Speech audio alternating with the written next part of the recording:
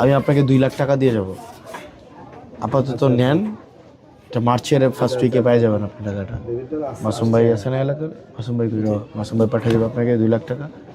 আপাতত নেন, পরে আস্তে আস্তে করে করেন আর কি, বুঝছেন? না আমাদের তো অনেক টাকা পয়সা নেই, থাকলে হয়তো দিতে পারতাম আর কি।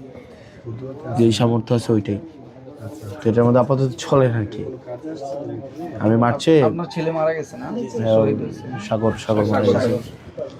আপনার সাগর নাম এই যে সবার দেন তো এই, হ্যাঁ আমি জানি না ওনাকে। আপনাকে গরু দেওয়া হয়েছিল একটা না?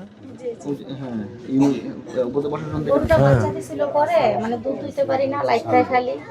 পরে 2,10,000 টাকা বিক্রি করছি, ওই টাকাটা আমি রাইখা দিছি এখন। আচ্ছা, 2,10,000 টাকা দিয়ে ওদের টাকা তো আস্তে আস্তে কমে যায়।